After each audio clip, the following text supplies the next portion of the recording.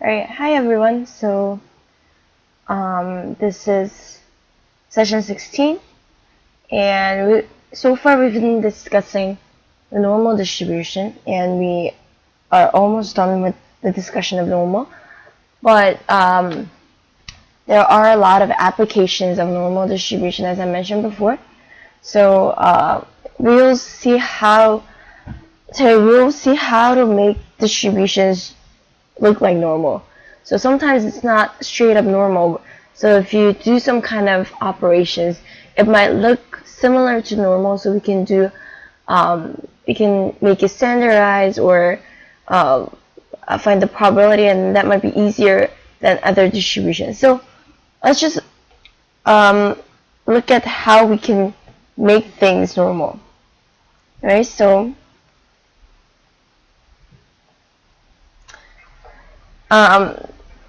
if we have a set of data, we might use some transformations, alright? So these are some useful transformations, okay?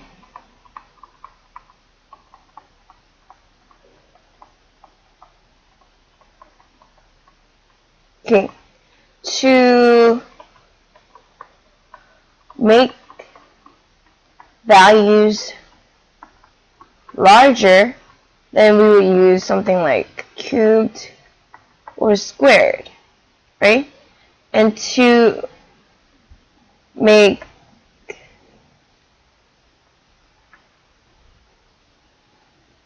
large values smaller, then we will use square root or fourth square root or log of x exponential. So it should be, this is ln of x, right? Or 1 over x. So you can use these operations to transform data into normal, right? And we're going to look at an example. And again, to find what's the best operation to use is a matter of trial and error. So you would have to try different things and see if this fits the model the best. Okay? But these are some suggestions you can use. Cube, square root, log, or 1 over x. So these are some things that you can consider. Alright, so let's look at an example and see how this works. Let's go to Excel. Alright, so we're going to look at an Excel example here. And before we work on any transformation, let's just go over one more time how to determine if something is normal on Excel. Right? So here I have a data set of average ages in 100 colleges. Okay, so we take these 100 sample points and we want to see if this is normal. First of all, what we can do is, again, we are all visual beings, so why don't we just look at the histogram first, alright? So what we're going to do here, first we have to see the minimum and the maximum in order to create the bin range. So let's do that first. Alright, so minimum, let's look at the minimum first and maximum. Right? So minimum is this number and maximum is this number. Alright? So we're going to create a bin range now in order to use the analysis toolpack. So I guess we can just do from I don't know, you can try from 19, 20, 21, and so forth. If you click this, it's going to pick up the pattern and we can go up till 28. Right? So we created the bin range here. And now we're going to use the analysis toolpack. So data analysis, and we can go to histogram. Right, so input range is here, and bin range is this one right here. Right? Okay, enter, and worksheet. We can just put upper range here.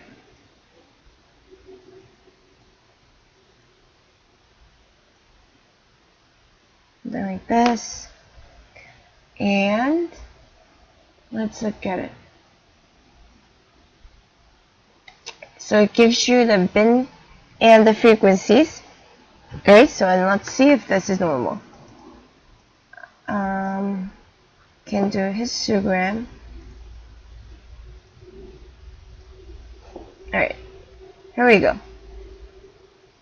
So this is, let me just make it look like a histogram. Alright. And then you can just change the y-axis, I mean the x-axis, right? So here we go. Okay, it looks like this, and I would say this is approximately normal. So if you look at the curve right here, I mean there is a gap between here, but there it looks pretty much normal to me. Wait, I think I've changed. Okay, let me just do this here. Alright, I don't know why it's keeps doing that, but anyways, that's not the point here.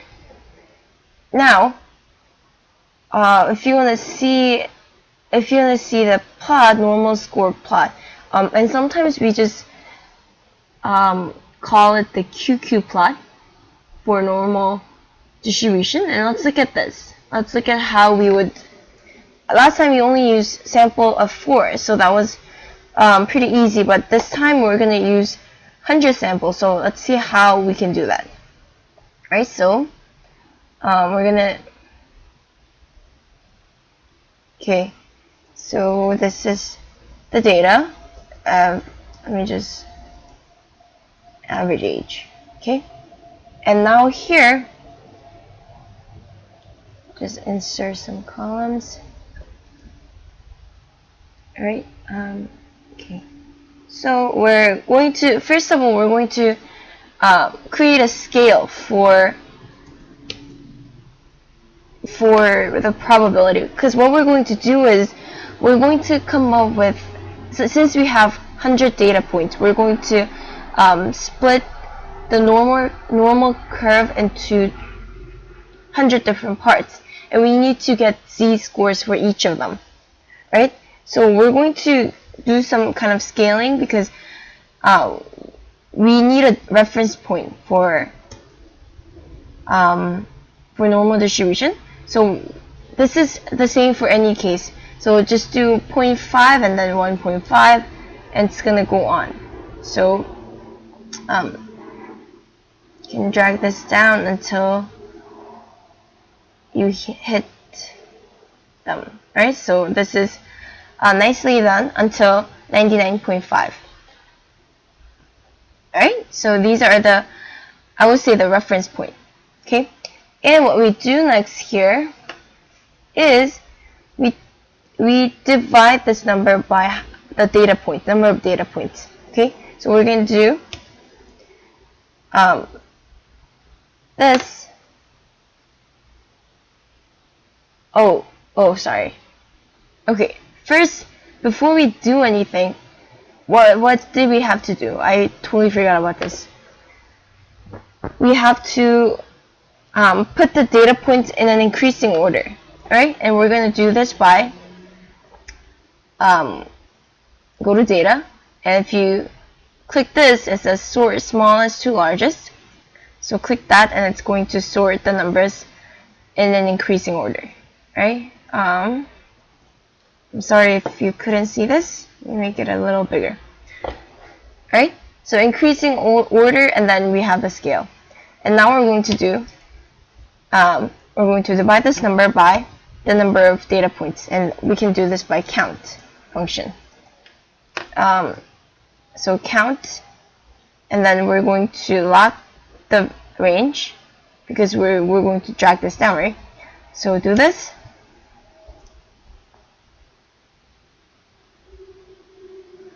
Oh yeah, I forgot to put the little parentheses at the end. But if you drag this down, you're going to get these numbers. Alright? So, if you do that, now what we can do is we can create the z-score. And how do we find z-score? We use this function called norms_inv. So what this does is it gives you the z-score of whatever probability you put in. And the probability should be cumulative, meaning that everything from negative infinity to that point, it gives you the probability that you're putting in. And we're going to put this, the values in the C column, press enter, and then drag this down. And now we have the z-scores. Okay? And since we're creating a plot, what we're going to do here is we're going to select these. Let me just label this z-score. This is going to be your z-scores. And here, this is a probability. From negative infinity to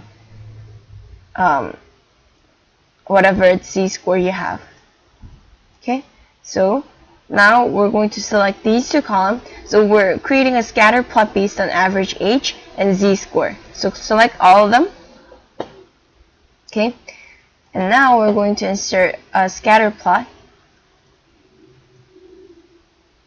Okay, and it looks like this. Let's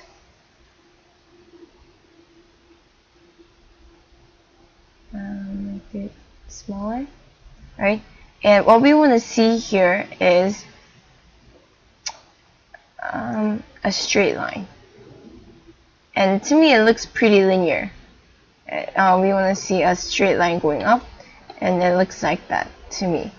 So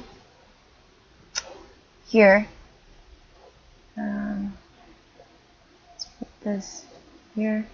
So what we're going to do again here, we can do a trend line and see if it's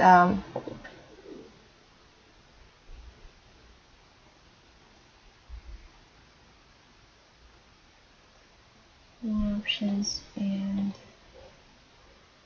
see if it's correct, right? I mean, by looking at this histogram, I mean the scatter plot, it looks pretty straight, right?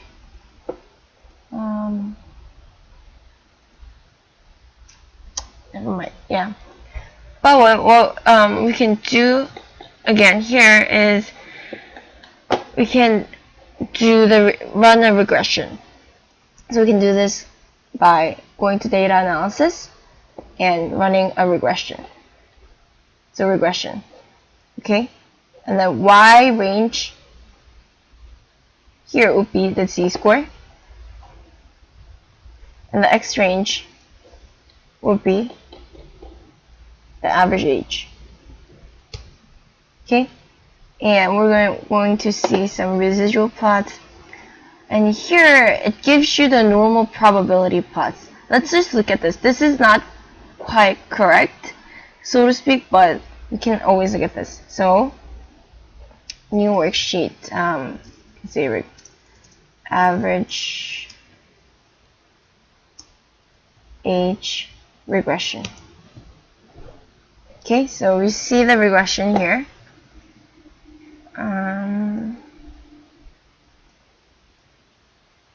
Okay. Ooh, these numbers are really good. So if you look at R, it's 0.994. That means this is a correlation coefficient. And here, coefficient of determination is 98.8%. And this, again, explains how much we can trust this model. Alright, so this is saying that it's 98.8% correct that the distribution is normal. So we are pretty close, and this is a really good result. And it gives you the intercept and the x variable. And here we have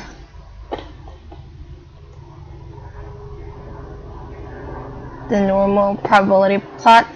But I wouldn't trust this 100% because it uses some different kind of method. But here, looking at the residual, I don't see like any obvious pattern except for maybe this part, right? But that's not really a pattern either. So everything looks good to me. So that's how you would run a regression on normal distribution. So this is, I'm going to label this average H. Okay. All right. So here we now have a different set of data, and this is, let's first see if it's normal. Okay, we're trying to figure this out. So if this normality is what this set of data describes the best. So let's look at this. First of all, we can do again create a histogram. Let's first look at the minimum and the maximum value. Minimum will be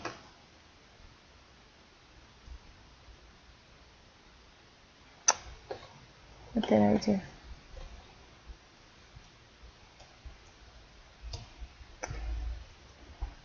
Okay, minimum of these and the maximum of this. I keep saying that, I don't know why. Alright, so this is the minimum value. Let's just pull this here. Okay, minimum and the maximum. Okay? And now we're going to create a bin range.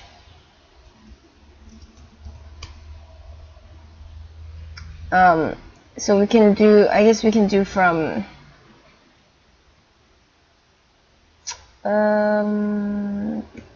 0, 5, and then so on until 50, 45. Okay, this is the bin range. Right, and let's create a histogram.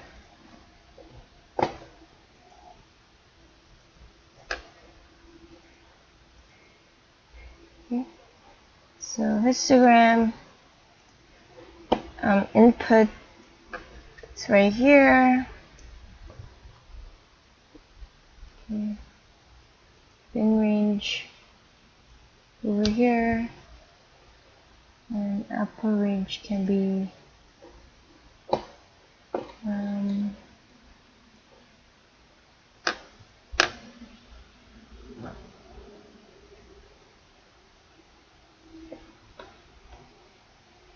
over here. Alright, so we've created a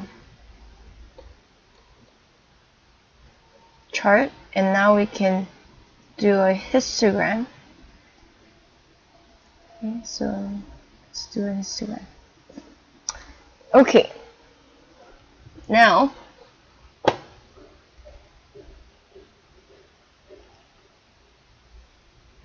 okay, I'm not sure it's not coming up, but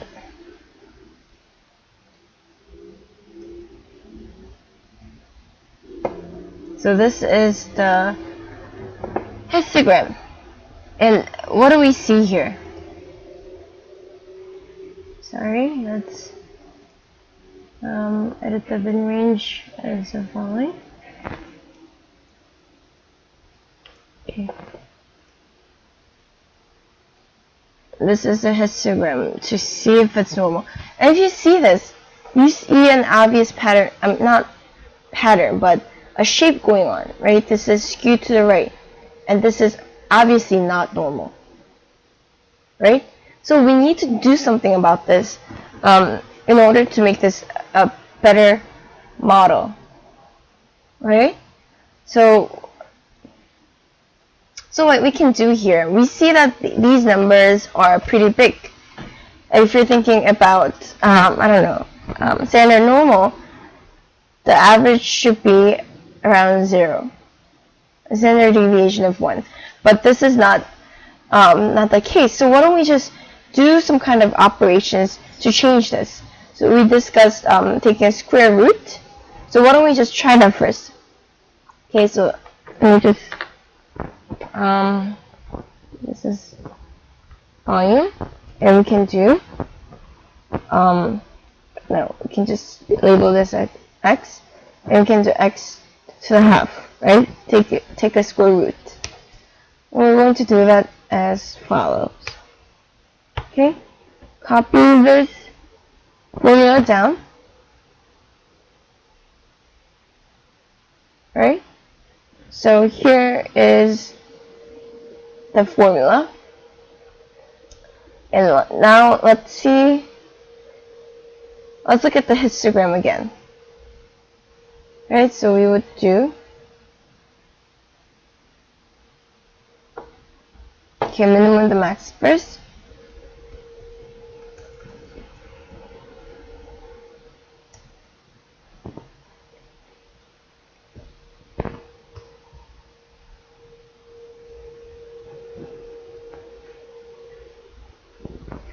Okay, minimum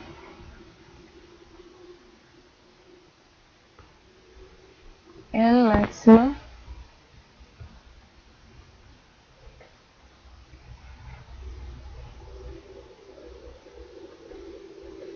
Right, so these are the values for minimum and maximum.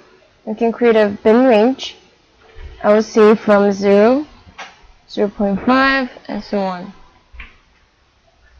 until 7. Okay, so this is a bin range, and now we can do the histogram. So let's do data analysis. Histogram. No, this is not A, but B2 to B50. And bin range is right here. Okay? And output range, you can put it right over here. Okay, so we do have a chart right here. And now we're going to do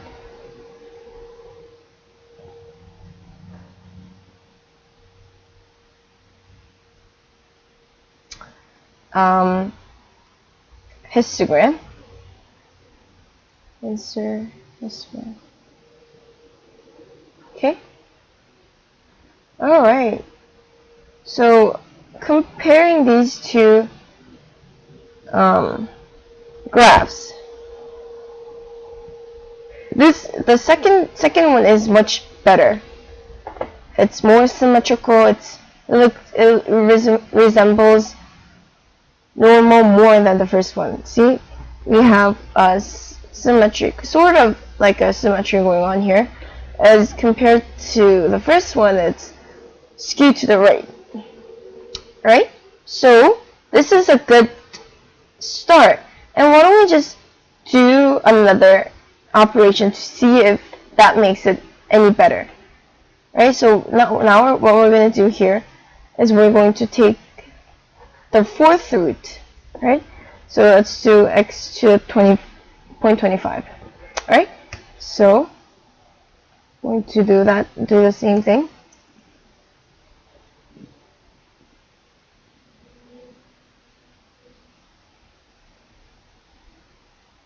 Okay.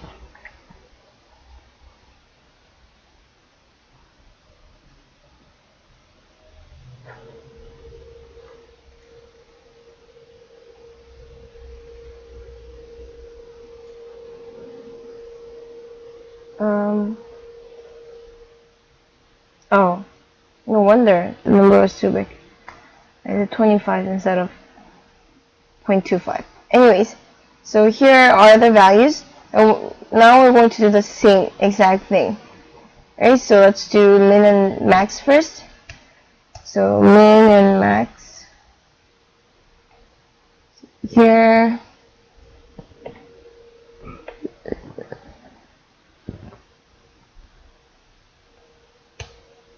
Is a min and max.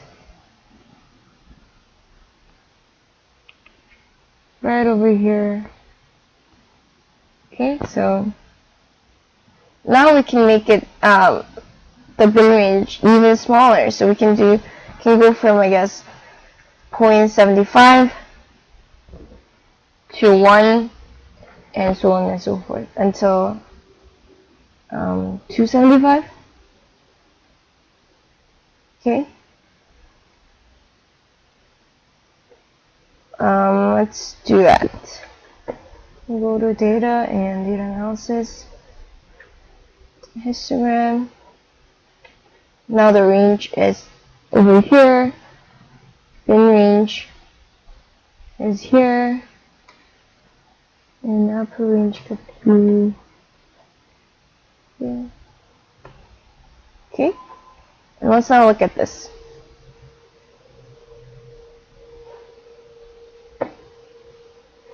Insert and histogram. Ooh. Okay, so let's compare these charts. So just zoom out a little. Okay.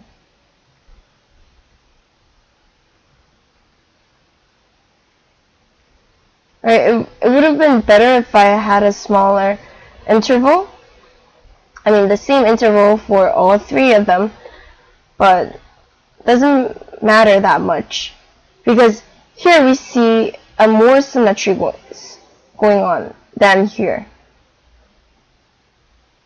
Okay, and we can do this. We can do this. We can prove this through the QQ plot that we discussed. So we can come up with the z-score, and we can see the plot and the regression. And especially if we see the r-square, it's going to be more clear which one's better. But just by looking at this, the third option seems the best. So this is how you would explore these options. And I mean, I did it on purpose doing this way because you can have the graphs for each of them like separately, but if you just change the values here, right, it's going to change everything, like minimum and the maximum, so you don't have to repeat this process. Okay, so that's another way to save some time if you're doing it by yourself, right? So that's how you would look at this. And for homework or class activity, I'll give you a data set, and you try to figure out what you can do to transform the data into a normal, and you can run the regression to see what gives you the best result. Okay, so that's pretty much how you would do this on Excel. And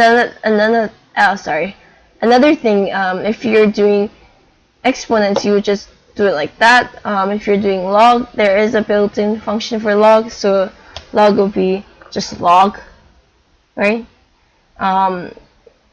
You can just do log 10, then that's base of 10, or log, and then if you just do log,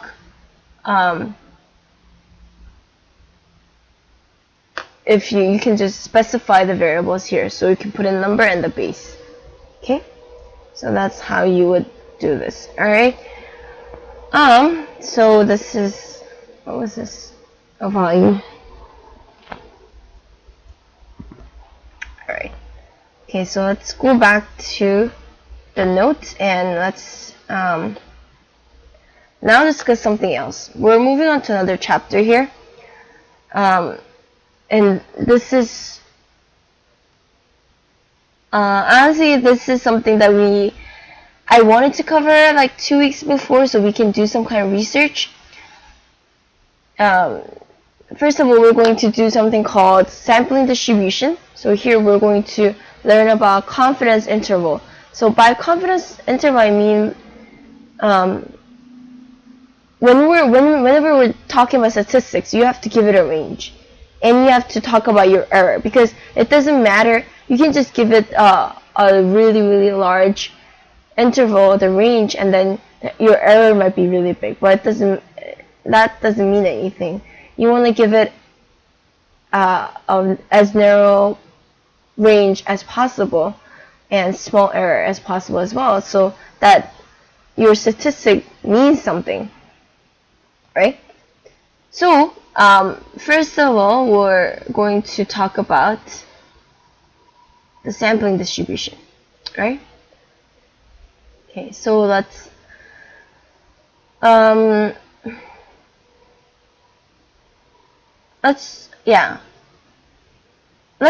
look at an example to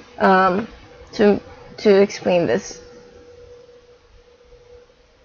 Alright, so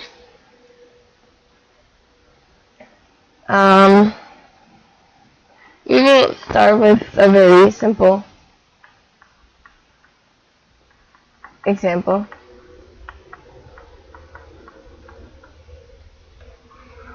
Okay, so oops.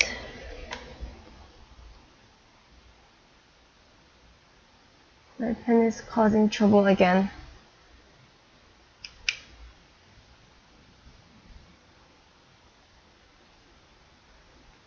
I hope it's working now. Alright. So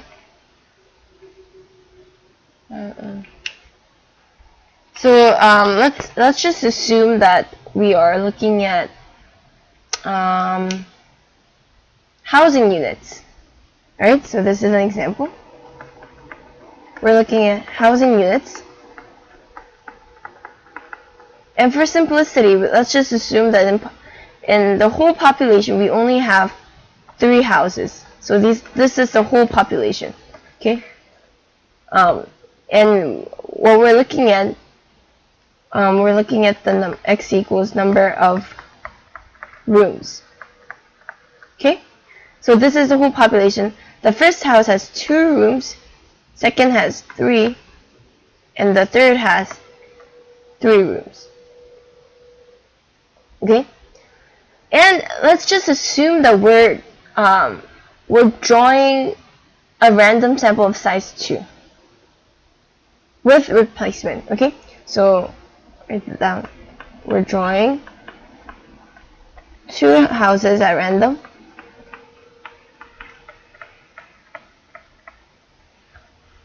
Okay? Without replacement. Meaning, if we choose the first one at the first trial, we can also choose the first one in the second trial. Okay? Replacement. Right? So let's look at the population distribution. So here, x and f of x, so the random variable and the probability. So x being 2 is 1/3,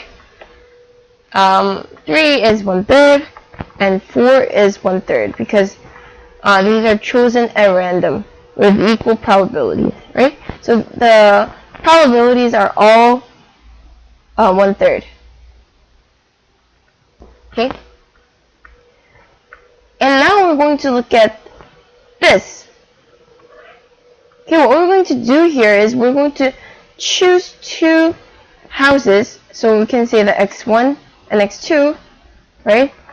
And now we're going to average them. So we're going to call that x bar, x1 plus x2 over 2. Alright? So let's look at some possible sample space. If we're choosing 2 houses, it's going to be either 2, 2, 2, 3, 2, 4, 3, 2, 3, 3, 3, 4, 4, 2, 4, 3, and 4, 4. So therefore we have in total 9. Right? And if you're looking at the average, this is 2, 2.5, 3, 2.5, 3, 3.5, 3, 4, 3.5, and 4. Okay? And these 9 possibilities are equally likely. So each one has 1/9 of probability. And if we were to write this down as a probability distribution, it's going to look something like this. Okay. As always, my computer is being rebellious. Not listening to me at all. There we go. Right, so we're going to have probability. This is a probability distribution.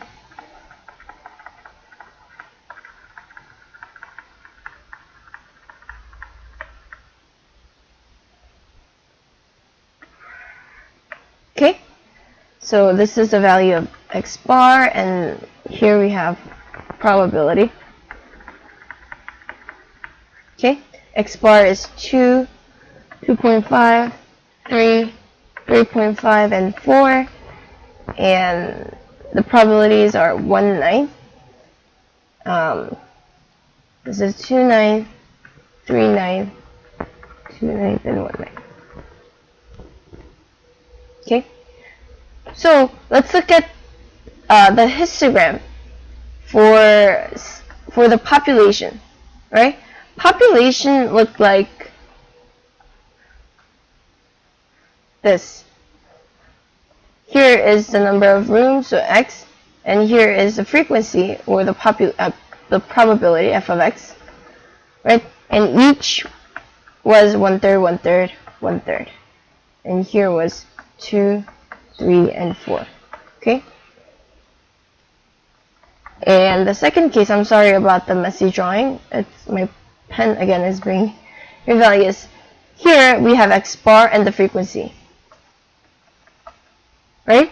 And we have 2, 3, and 4. We have 2 as 1/9.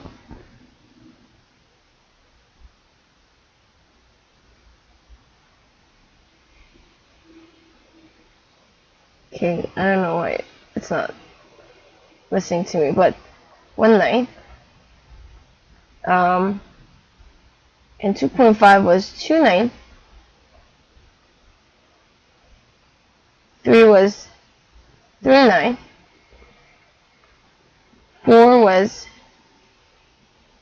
3.5 was 2/9, and 4 was 1/9. Oh, that's not. But you get my point, right? So it looks something like this. This is 1/9, 2/9, 3/9, 2/9, and 1/9. So it looks like a bell curve, or slightly normal, right? And this is what we mean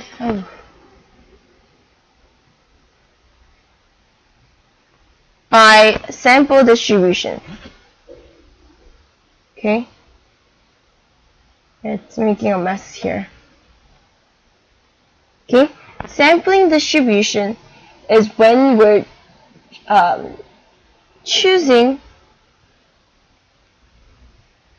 n samples and making an average. Okay.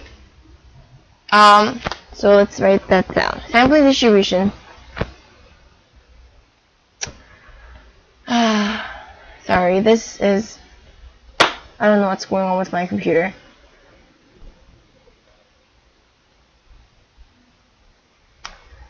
Alright, so okay, so sorry about that. We're going to talk about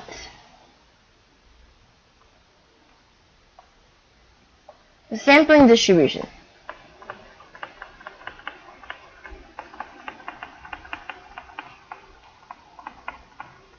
Right? So here we're pretty much choosing n samples and averaging them.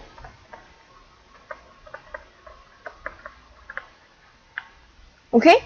And if you do this, it's really, this is a really powerful method, because if you do this, it will look like normal. And that's something called central limit theorem, and that's one of the most important theorem in statistics. So let's look at this. Alright,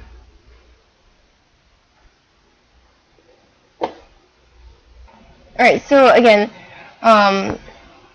the goal of statistics, right? Let's just go back to the first lecture that we had.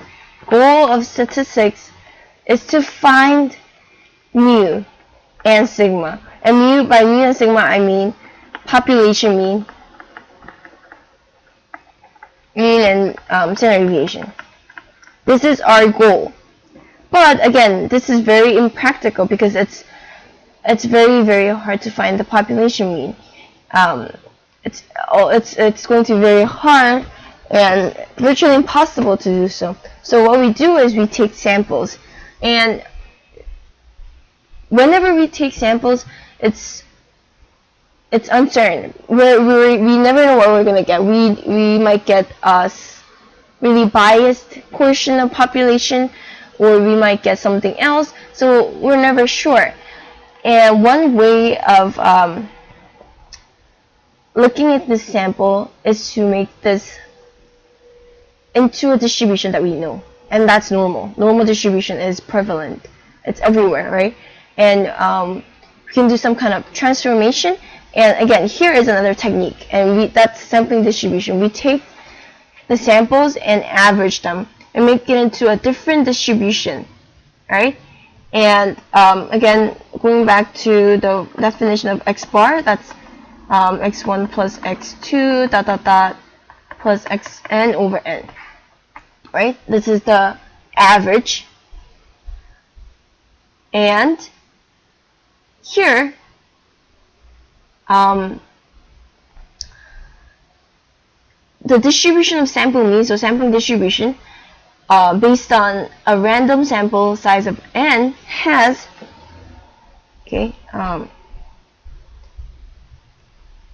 expected value, but it should be x bar because this is a sampling distribution, mean, and variance of x bar is variance over n, and again, standard deviation of x bar would be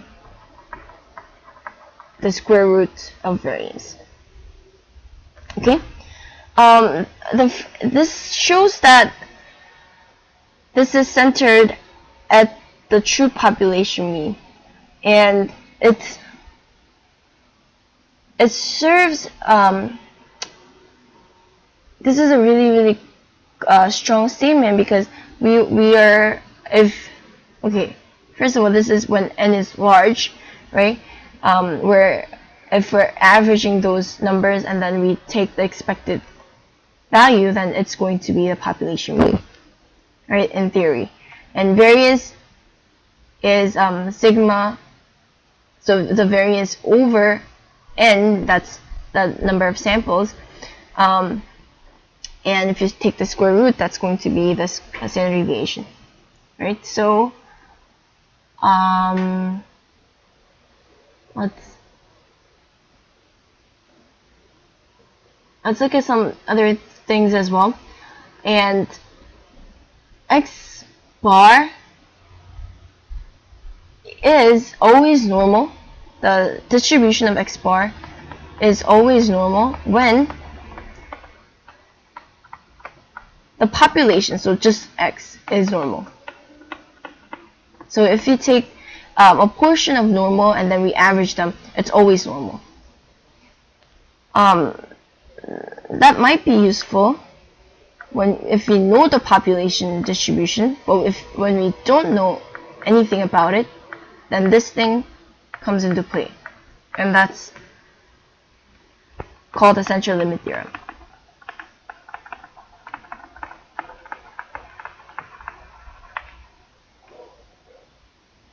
Okay, and this powerful theorem states the following.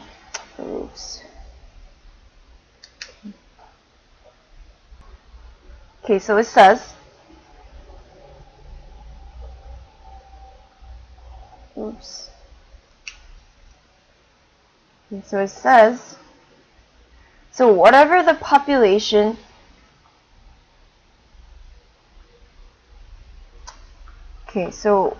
whatever the population,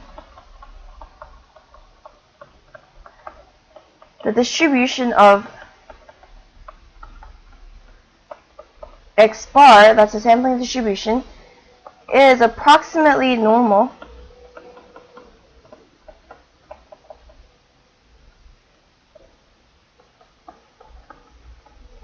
when n is large.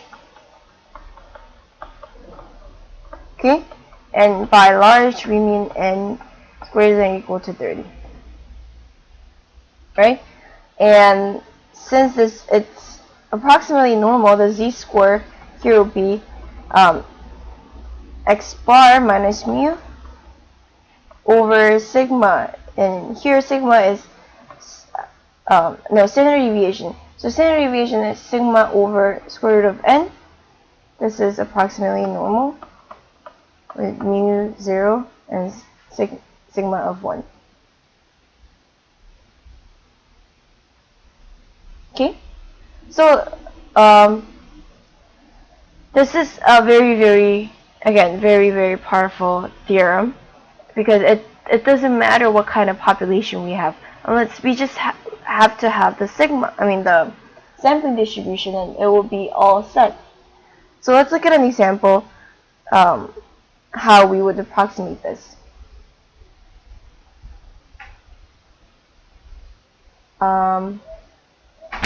Okay, so example here,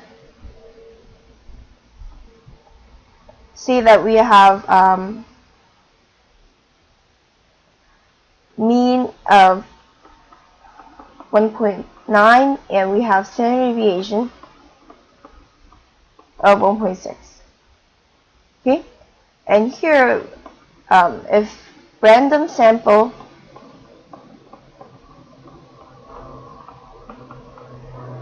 of 41 is selected, what is the probability that the sample mean will lie between 1.6 and 2.1? So probability that sample mean will lie in between these two values. Okay. Alright, since the sample size is 41, we can use the central limit theorem.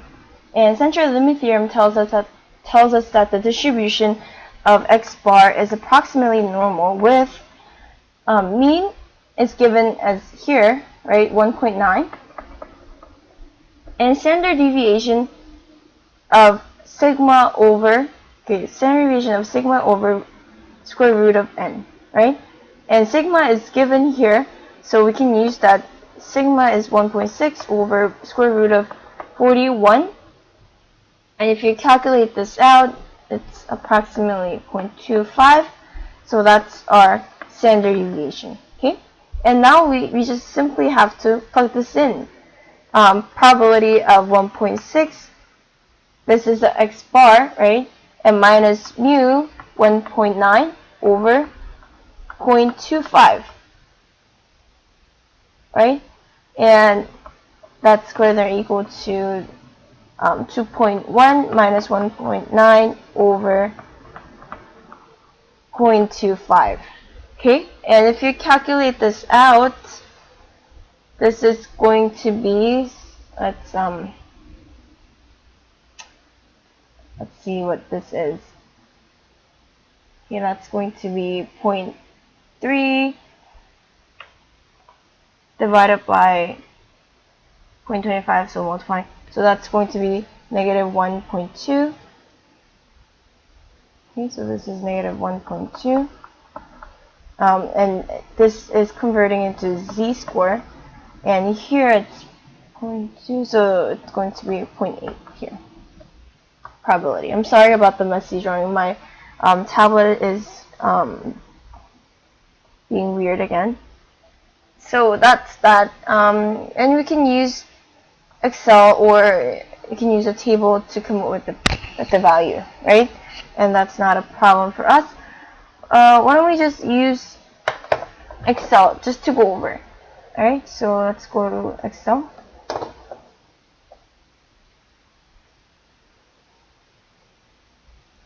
Okay, so just use it to do this. Since we're looking for negative 1.2 to 0.8, we're going to subtract. That's going to be phi of 0.8 minus phi of negative 1.2. So we use norm. That this, right? Okay, so here x is what? X is 0.8. Again, this here we're using z-score, so the mean and the standard deviation is 0 and 1. And true for cumulative distribution. And we subtract norm, that this, and here is a negative 1.2, and mean of 0 and standard deviation of 1. And this is a value again. Okay? 0.673. Okay.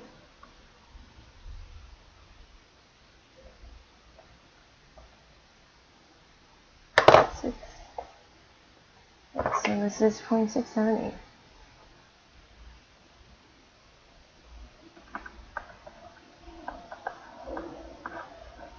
Right?